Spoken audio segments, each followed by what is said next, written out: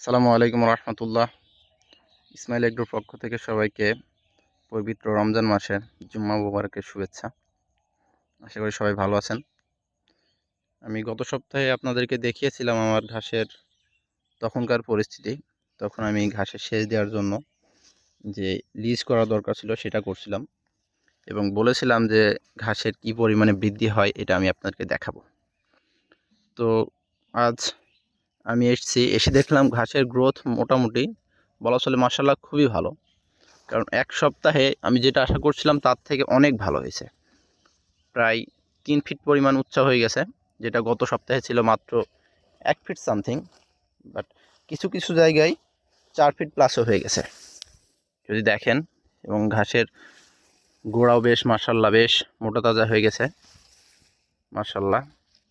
দেখছেন আমি ঘাসে এই পরিমাণ এখন পর্যন্ত শুধু আমি ইউরিয়া এবং ডিএপি সারটা ইউজ করছি।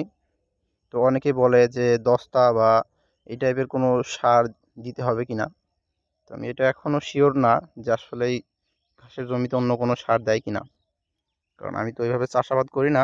বাট এটা থেকে শুরু করা চলে বলে আর কি।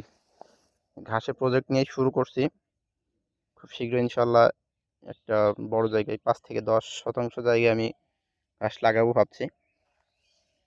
তো এই ঘাসটাই আমি ভাবতেছি লাগাবো, কারণ ঘাসের ব্রিডটা খুবই ভালো।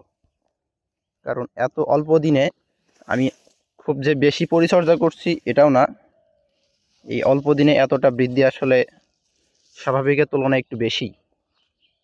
গত সপ্তাহে যেটা দেখছিলেন যে এটা খুবই ছোট ছিল, আমি ঘাসের ভিতর মাটি দেখা যাচ্ছিল। আজকে যদি আমি দেখাই আমার কোমর পর্যন্ত, হ্যাঁ, ঘাসটা ধরলে একদম আমার এই কোমর পর্যন্ত প্রায় ৪ ফিট প্লাস হয়ে গেছে। তো যেটা বুঝতে পারছি এই ঘাসটা আর ১ সপ্তাহ পরেই খাওয়ানো যাবে। তো টোটাল ঘাসের যে বয়স লাগছে এখানে যদি আপনাকে দেখাই, এটা কিন্তু একটা পুকুর পাড়ে, রৌদ্রের আলো ওইভাবে লাগে না, সূর্যের আলো, তো যার জন্য গ্রোথ মোটামুটি স্লো। বাট যতটুকু গেস করছিলাম তার থেকে ভালো। ঘাসটার বয়স এখন পর্যন্ত ১৭ থেকে ১৮ দিন। তো আশা করছি ২৩ থেকে ২৪ দিন বা ২৫ দিন বয়স থেকে ঘাসটা পরিপূর্ণ হয়ে যাবে এবং আমি তখন থেকে হারভেস্ট করতে পারবো। তো এই হচ্ছে বর্তমান পরিস্থিতি। তো আপনাদের সাথে থাকার জন্য ধন্যবাদ। ঠিক আছে, তো এই হচ্ছে বর্তমান ঘাসের আপডেট। নেক্সট উইকে আমি ইনশাল্লাহ আবার আরেকটা আপডেট দিব। তবে আশা করছি নেক্সট উইক থেকে আমি ঘাসটা কাটা শুরু করব, কারণ ঘাস মোটামুটি বেশ বড় হয়ে গেছে এবং বেশ দ্রুতই বাড়ছে।